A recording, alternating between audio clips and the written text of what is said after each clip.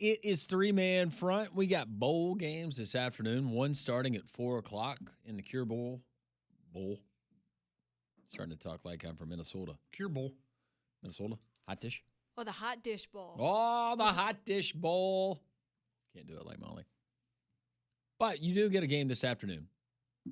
Old Dominion taking on South Florida. A little bit later on, you get Delaware. And Louisiana. Mm-hmm.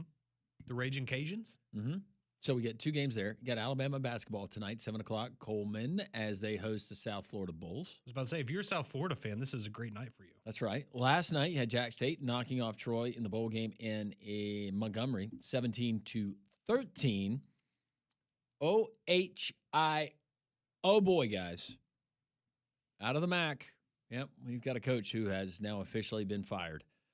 Ohio University has fired Coach Brian Smith for cause, saying that Smith violated his contract by, quote, engaging in serious professional misconduct and participating in activities that reflect unfavorably on the university, end quote.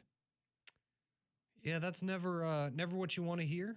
So no specifics, which we are desperately trying to get the deets on this one. I was about to say, based on what I found, I think we all know where most people's assumptions go with this kind of a situation.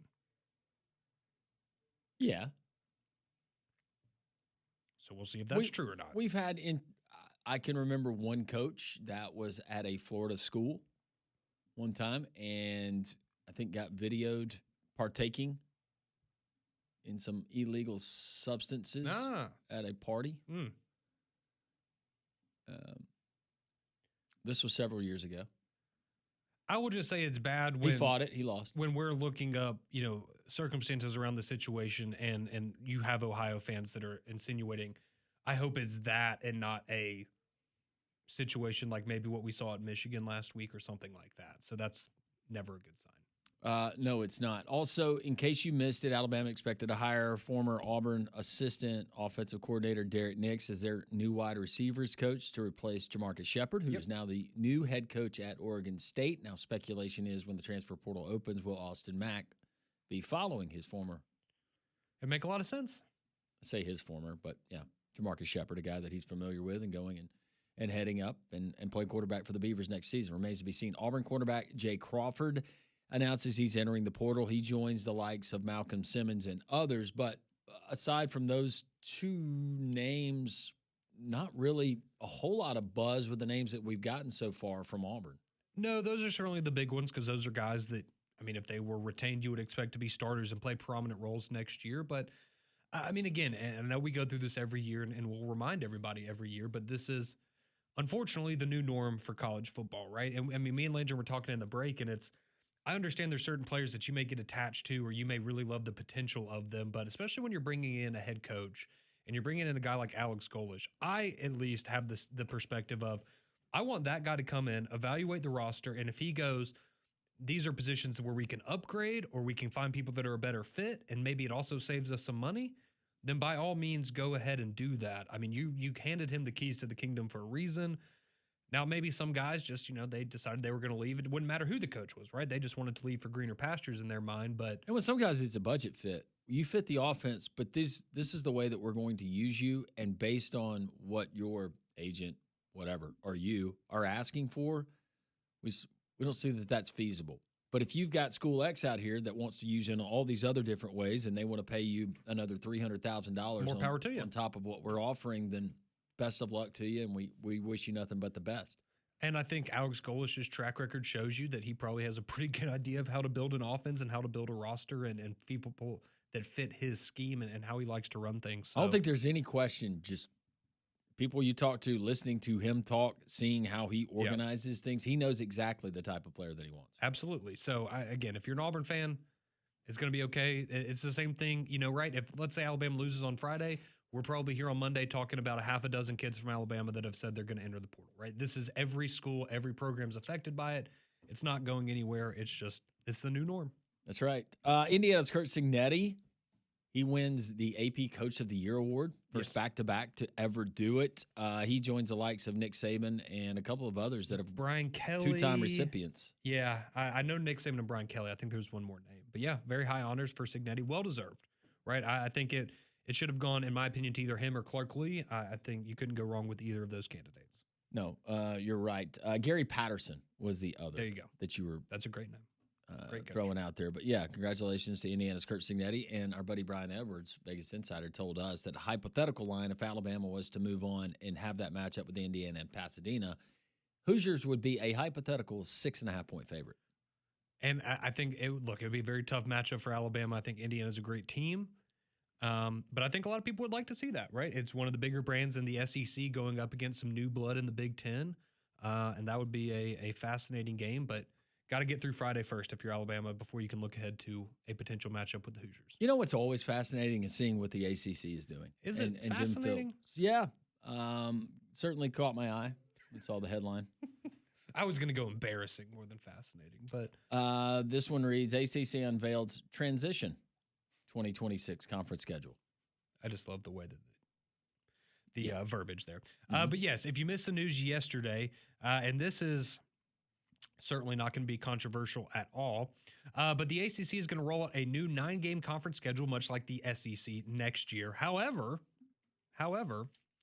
only certain schools will be playing a 9-game schedule next year. It does say in 2027, it will be a full 9-game slate for every member of the ACC, or that's the expectation. But this is a little interesting. So you have right now 12 of the 17 ACC schools are going to play a 9-game conference schedule. But these 5 are only going to play 8. Clemson, Georgia Tech, Florida State, North Carolina, and Boston College. They will all play 8 ACC games, while the other 12 members will have to play 9 ACC games. A trend maybe in some of those teams that are only playing 8 games. Well, those seems like this, if everything started burning down around you, those would be the schools that you would want to retain. Seems like the schools, Clemson, Florida State, North Carolina, if I remember correctly, that maybe had filed a lawsuit against the conference. Yeah, that too. Interesting. And then I'm just thinking television footprint in the Boston market and having Boston College if you still were able to keep them around. So just kind of funny, I thought. I don't know. Throwing out conspiracy theories, 12 of the 17. Do we need to see more ACC football? Probably not. And the teams that we're not going to get to see play the 9 conference games, those are the teams that I would actually want to watch to play an extra conference game, Conrad. I agree with that. And kudos to Get Phillips on the phone. I don't think that the schools themselves maybe pick this out, but hey, credit to Miami or whoever, because they're going to play a 9-game conference schedule, right? Good for them. We'll be able to judge them based on that. But it's just funny to me that the schools that seem like they really want out of the conference are the ones that not only were they agreed to more revenue sharing, so they make more money than the other member institutions. Now they're only having to play an 8-game conference schedule for next year. So, yeah, it's certainly bizarre. But the ACC did add, so 1 year or one team per year starting in 2027 will only play 8 league games because they have an odd number of schools. So that's how they're going to even it out. So it will rotate, I assume, every 16 years. If this is still going on 16 years from now and the ACC still exists, it'll be on that kind of a rotation. But certainly bizarre that they're going to 9 conference games like the SEC, but with a caveat. And like you said, do we really need to see more ACC? But it will be interesting, right?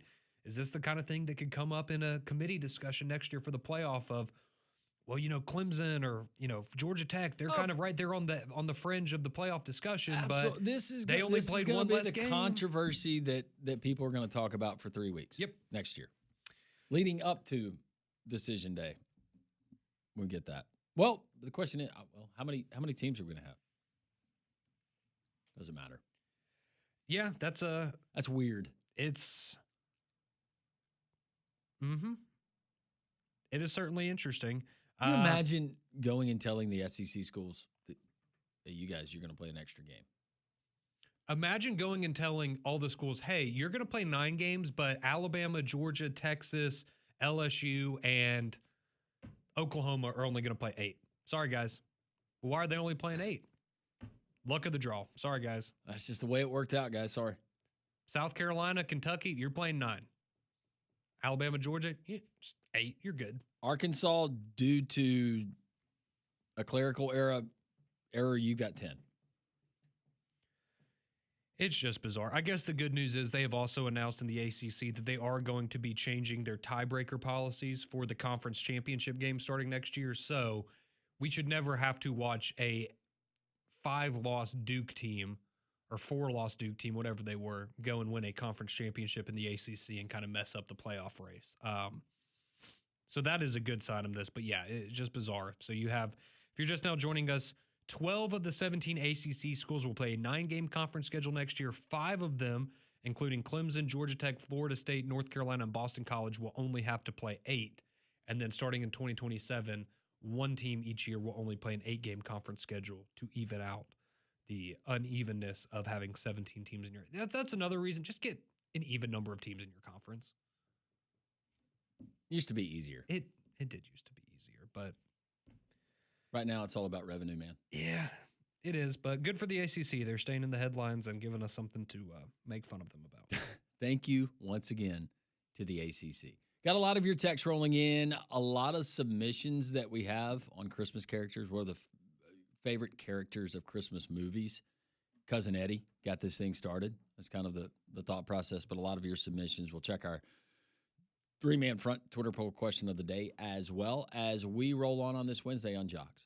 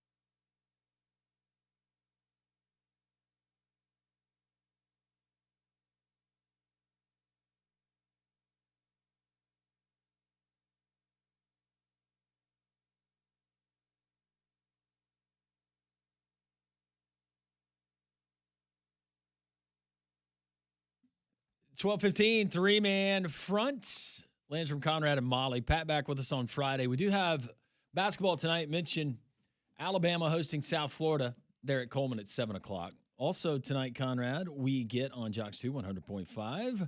Voice of the Blazers, David Crane, as UAB hosting Cleveland State at Bartow. UAB, a 18.5-point favorite, trying to bounce back from the heartbreaking loss that they had, the last second loss to Troy on Sunday. Yeah, no doubt about it. So some great college basketball tonight, a couple of bowl games we've talked about as well going on. And then, of course, more bowl games tomorrow, Thursday night football. And then Friday we'll be here, and you'll get Alabama and Oklahoma in the college football playoff. So a lot to be excited about there. And we will continue to talk college football. But we're also in the Christmas spirit, Lanjam. A week from now, it'll be Christmas Eve, 8 days until Santa comes and visits. Have you done much of your shopping? The lovely homes in the Birmingham area? Yes, we have done... again, when did you do all most of it all? Sorry, we did a lot of it over nosy. No, you're good. We did a lot of it over the weekend. So because we did, I mean, this is no secret. But my parents are divorced. Paige's parents are divorced. So we have 4 Christmases. So we've already done Christmas with my mom. Then we're doing Christmas with my mom and her mom. Then we're doing Christmas with her dad this weekend, and then Christmas with my dad. Like on actual Christmas, will be with my dad down in Florida. So we've had to spread things out. So we had to do some shopping early because we were going to have to give presents early on. So we've already gotten all of our stuff taken care of. Man, I was ahead of it last year, but then I did do a lot of shopping in 3-day span. Yeah. Right up leading up to the week of Christmas. So maybe but this weekend kind of got college football playoff games.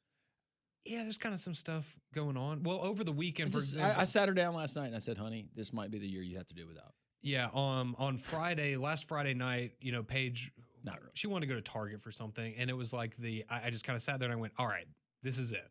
We're going to buckle up.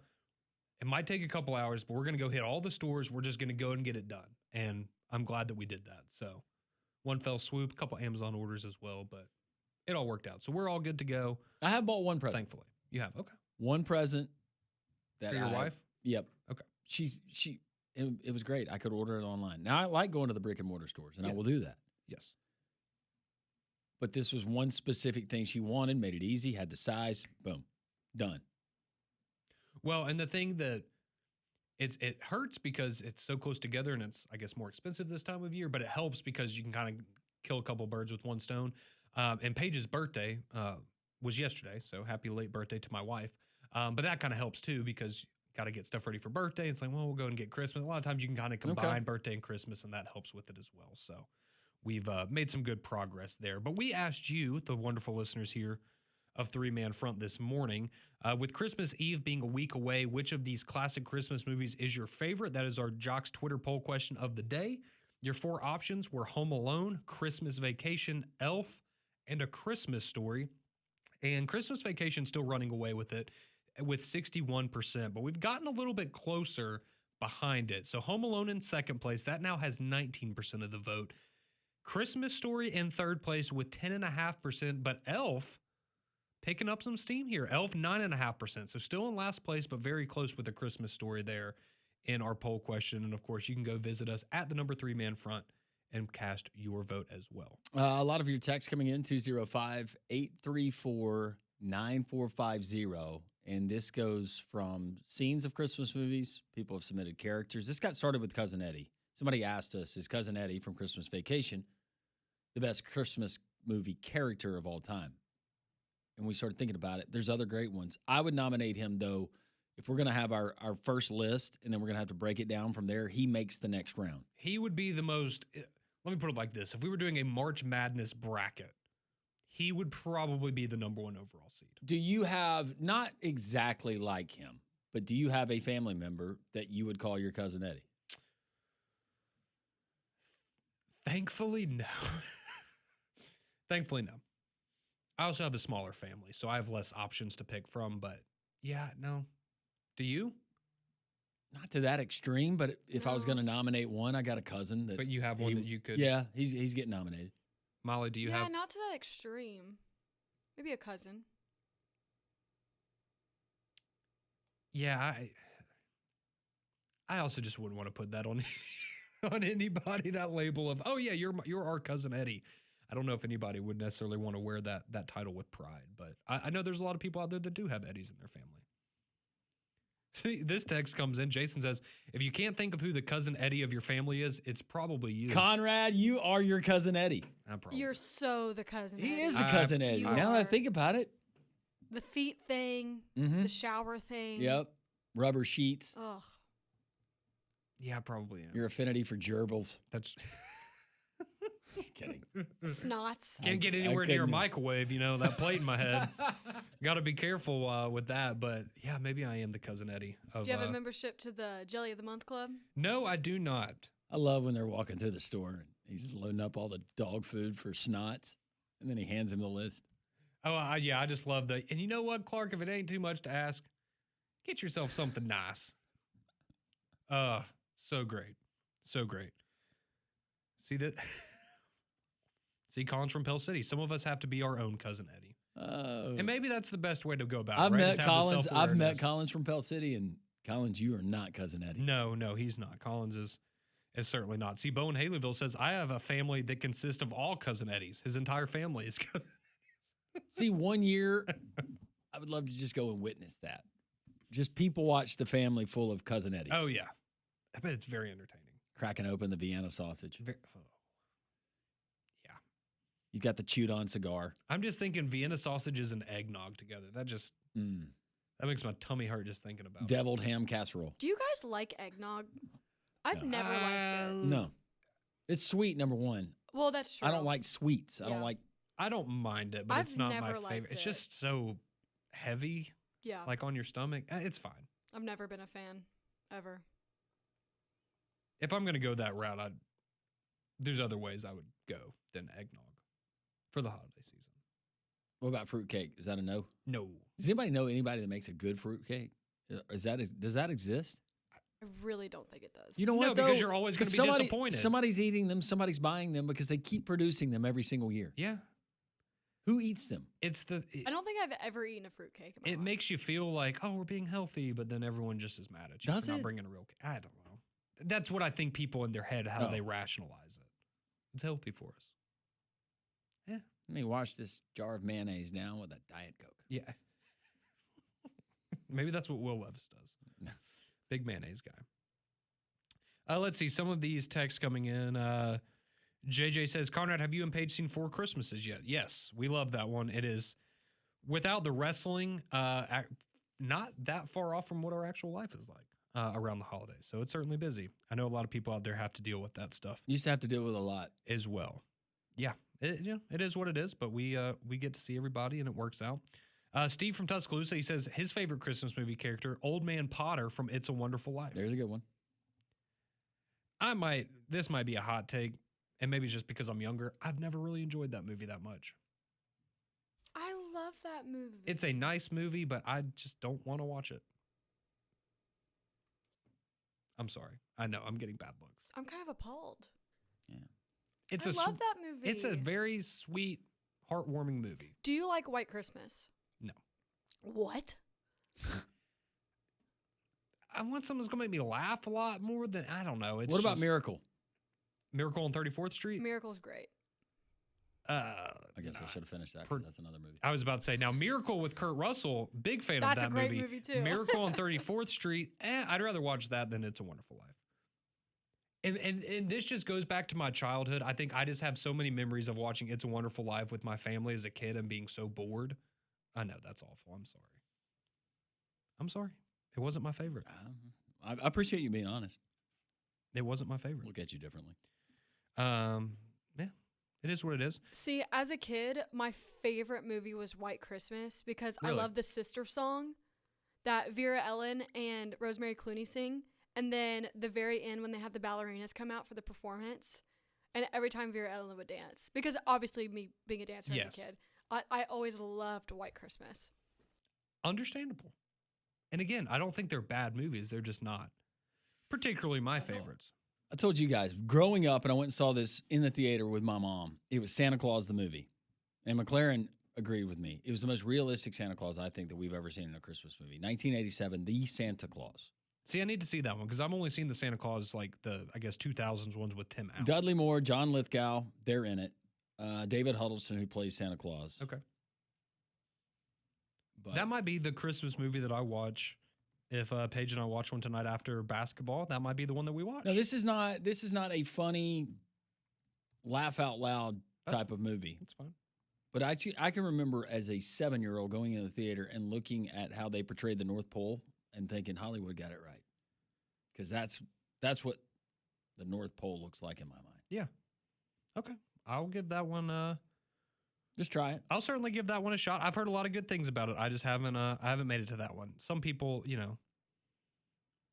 not happy with my disdain. I'm sorry, it was It's a Wonderful Life. 1985, Santa Claus. in the Movie. 1985. There you go. We got some people chiming in with Gremlins. Mm-hmm. Big fan of that one. Yep, I saw would that say- one at the theater in Montgomery. I would say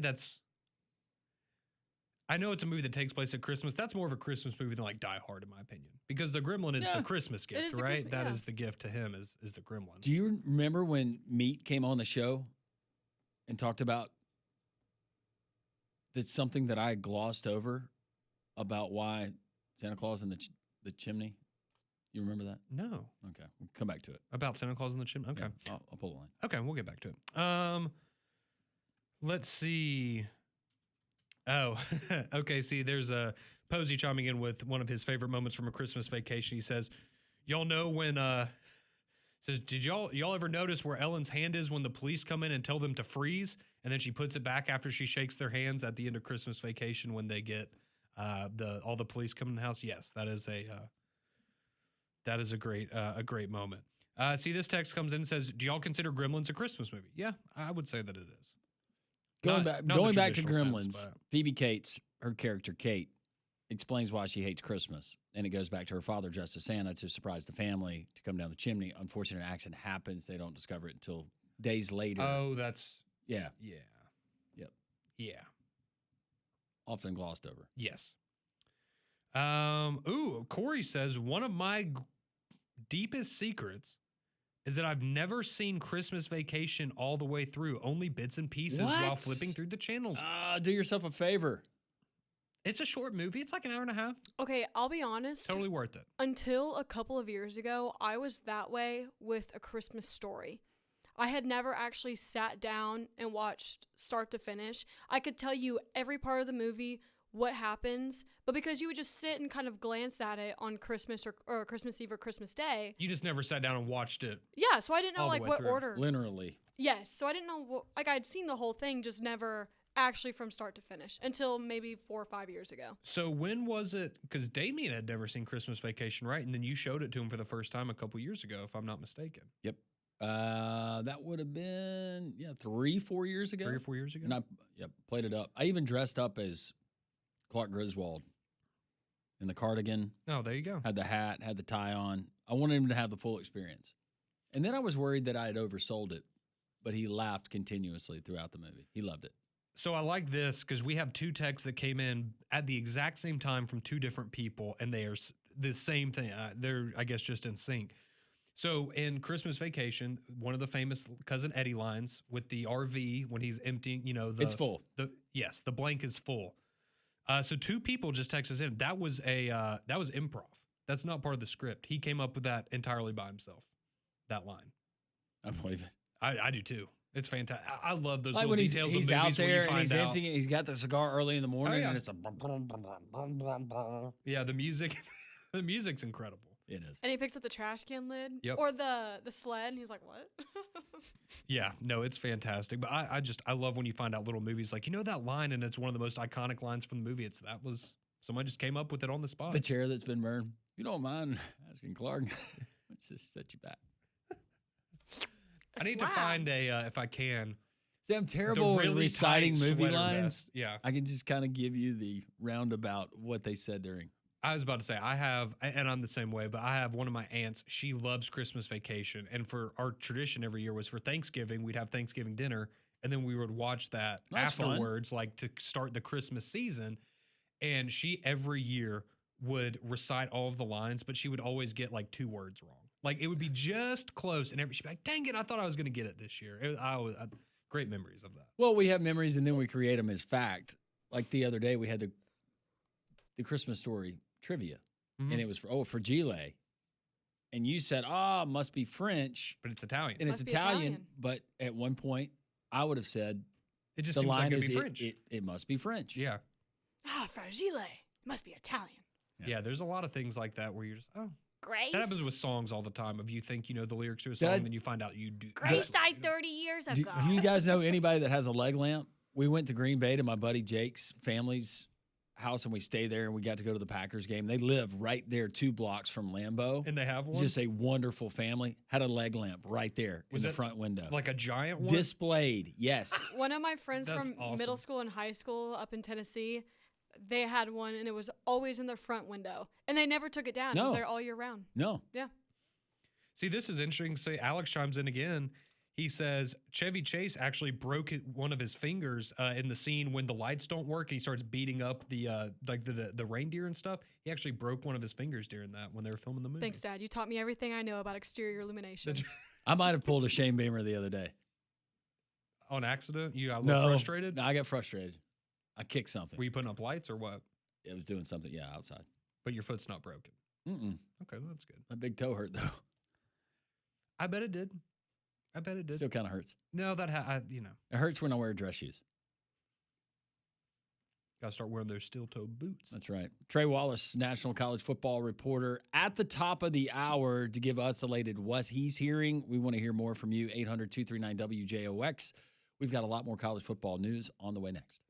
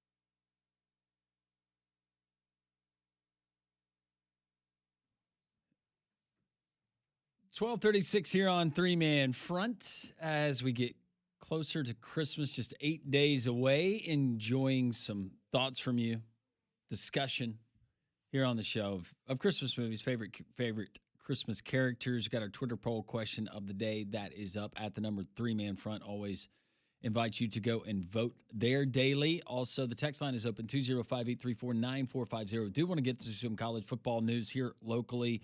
Some stuff that we want to pass along in case you saw it. Alex Golish continuing to add to his staff. It is expected that the Tigers are hiring Luke Haker, one of the top up-and-coming directors of football operations in college athletics. So he will be the guy handling the DFO position, or the director of football ops. Mm-hmm. So Alex Golish continues to fill out that staff, both on the field, off the field, and a guy who was on the field for Auburn last year is expected to be joining Kalen DeBoer's staff.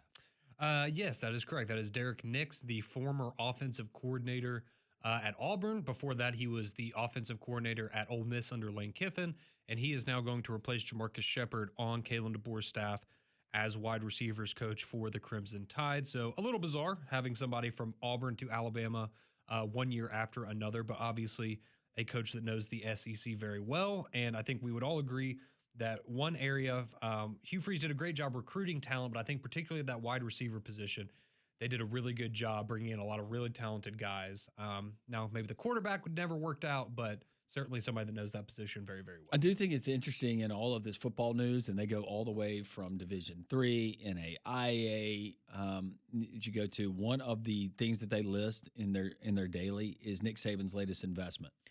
Yeah, getting into the hockey world, from what I understand, with the Nashville Preds. Very cool. So he will be a minority owner now of the Nashville Predators. Do you think that that's just the $500,000 that he forgets that he's getting from Alabama, that he at least it's getting used just puts into for account? something? I'm kidding. He's got plenty of money, but he's had an affinity for the Preds for a while, though, right? Sure. I don't know. I have no idea. No, I can remember him going up there. Wasn't he? They have a dealership up there. Somebody. Oh, I'm sure he does. I know. I think I know exactly what Mercedes-Benz dealership you're talking about.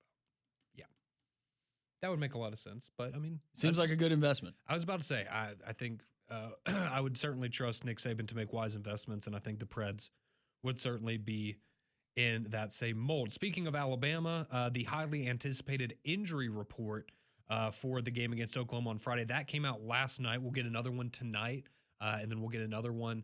Of course, on Thursday as well, as we get closer and closer to that matchup. But the big news, Jam Miller not on the injury report, so he is all good to go. And he will, excuse me, he will be back in action for the Crimson Tide on Friday. Josh Cuevas, he's now listed as questionable. So we heard from Ryan Grubb yesterday. He said it'll be good to have Cuevas back out there. He's been coming along well in his recovery. So the hope is that Josh Cuevas will be able to go. He's not going to be 100%. But as we talked about earlier, Landrum, even if that guy's 50% and he's limping out there on the field, you still put him out there because he's an integral part of what they like to do offensively. LT Overton, he's still going to be out.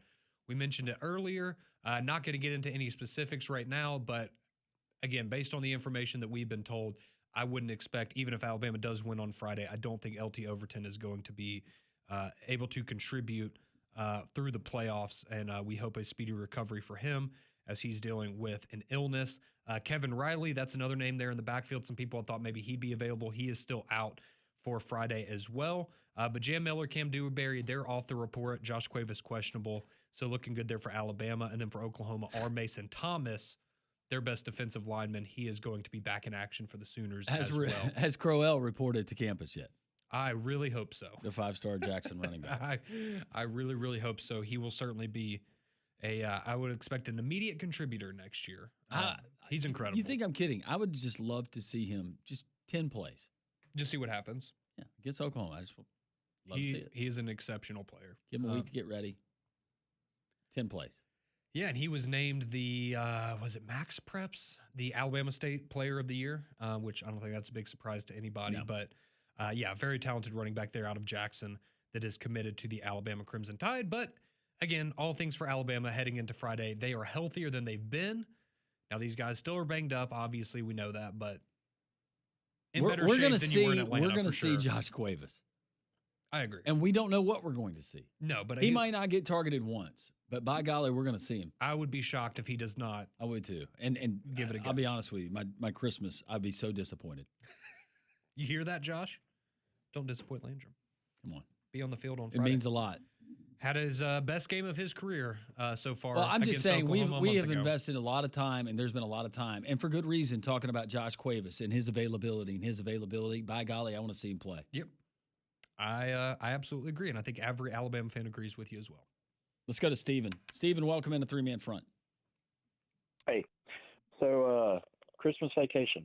Okay. When Aunt Bethany says the Pledge of Allegiance, she does not say under God, because when she learned it, under God was not part of the Pledge of Allegiance. Oh, interesting. That's a very good little detail. Okay. And she was also the original voice of Betty Boop. Ah, that's that Really? voice. Okay. That's Yeah. cool. I think she was olive oil too, in Popeye. She might have been. Oh, Yep. okay. Okay. That's very cool. Steven? you to stay grace. Oh, Steven, thank you for the phone call. Merry Christmas. We appreciate it. That is- blanching. How does she, well, Molly does a pretty good voice of Aunt Bethany. We'll continue with your text. I was about to say Molly's working up her voice. See, that's very cool. I didn't know all those. See, and it's like little things too of, I didn't know this until a couple of years ago, and you start to watch these movies and you go, oh, that guy looks familiar. Like his son in Christmas Vacation, that's Leonard from The Big Bang Theory. Like he turned out to be pretty famous. Like these little characters. You're like, oh wow, they went on to Ellen, are you still dating Clark? do There it is. That's a great. Oh, that's so good. I pledge allegiance to the flag. Play ball. That's very good. Joey Mullins, our friend from Sanford, says, great quote from Christmas Vacation. She'll see it later, honey. Her eyes are frozen shut. Clark, is your house on fire? Another one, I'm sorry. This is our family's first kidnapping. So Oh, much. Ellen. Beverly D'Angelo. I feel like just about every other line in that movie is quotable. Yes. Did you see what this came across? I think it was my Instagram feed.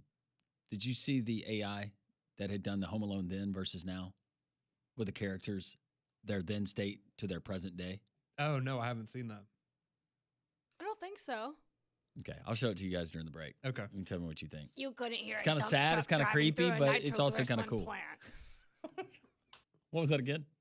She couldn't hear a dump truck driving through a nitroglycerin plant. Whoa. Okay. See this one. I didn't know this. Collins from Pell City. The actor that plays Cousin Eddie is Dennis Quaid's brother. Yeah. I didn't know that. You didn't know they were brothers. No, I didn't know. Well, and why would you? I didn't know. I'll be honest. I didn't know the actor's name. I just knew him as Cousin Eddie. That's awesome. Okay. Very different in a multitude of ways. Yeah. Okay. Okay. It's Randy Quaid. Okay. I was about to say, I feel like I'm going to go and be like, oh, yeah, he's in this, and this that I've seen as well. But yeah, I didn't know that until The just first now. time that somebody told me that, I couldn't believe it either. It does make sense, but you would never put the two coming from No, you wouldn't. But that's awesome. the same tree. I love it. Very 'Tis cool. the season to be married. That's my name. It's a great scene. It's a great scene. For a multitude of reasons. Can't see the line, can you, Russ? No, I can't say. Is Derek Nix allowed to immediately work with receivers, or does he have to wait? Not sure how that works. David Aniston. You got to Yeah. wait for onboarding, right? I don't. Yeah, that's a great question. I really don't know it in terms of can he be around the team and prep for. Because I know early in the week, right, Jamarcus Shepard was doing Oregon State stuff, so he wasn't with the team. So can you fill that? I don't know how that works as far as the HR portion of all of this. Yeah, well, and we talked because somebody had asked us last week. How does it work with like the early enrollees? Because right? a coach, I think, could immediately go and help. Yeah, see, and I'm thinking like, so the players, if you're an early enrollee, you can't play, obviously, but you can be at practice and around the team and the facilities and all that stuff. I would think that it would be the same for a coach. Maybe you can't be, maybe he won't be on the sideline on Maybe not on the Friday. sideline, but he can work during the week with the players. I don't know. I would assume that he would have, yes, a role, but that's a great question. Bend over and I'll show you. Another great line. With the Jason mask on. That always cracks me up too. He's got the Jason mask on to cut the cheese. Yeah, somebody Somebody adding, there's a lot to unpack with Randy Quaid, a complicated man, to say the least. Oh, okay. I didn't Is he know still that. living in Canada? I know that he. Oh, so he's got so he's got an interesting life then, is what you're telling me. Mm-hmm. Okay. I do not know. Let's see. This one says, according to ChatGPT, coming from Chris, Gremlins and Die Hard score 3 out of 4 on its criteria list, confirming that they are both Christmas movies for the thematic and narrative purposes. Okay, so I guess Weren't arguing that, but some people do debate whether they're Christmas movies. So I or guess not. just in that case, if a movie takes place at Christmas time, even if Christmas is not the main theme of it, then it is a Christmas movie. Mm-hmm. By that. This one coming in from one of our listeners in Montgomery, Jocks Montgomery. The Chinese restaurants in Christmas Story, that was not scripted, so the family reactions are real. Oh, that's awesome. And then when they cut off the goose's the neck. Yeah. That reaction, I can see how that was a real reaction. I could see that would be beneficial. Michael says, reminder, the Star Wars holiday special was so bad it only aired once. Well, I guess that's why I've never seen it. Was it like the actual Star Wars Is that a joke or actors? did that really happen? Oh, I have no idea. I didn't know there was a Star Wars I'm just Christmas special. imagining that bar where Jabba the Hutt was. Oh, Just yeah, doing, the cantina. doing it up for Yeah. ugly Christmas sweater get together. Yeah, I did not. I didn't know. Okay, see this text. Okay, so Randy Quaid was in Kingpin. Okay, I guess I'd forgotten that. I haven't seen that movie in a while though. That's a great movie.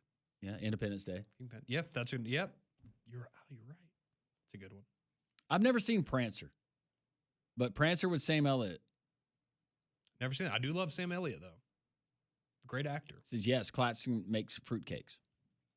Jingle All the Way. Is that with your Nebraska guy? Get Her Done?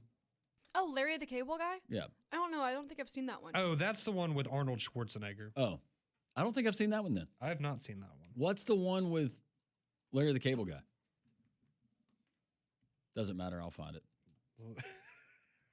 I can't remember the last time anybody said to me, hey, what was that thing with Larry the Cable Guy? No offense, Larry, but I can't remember the last time.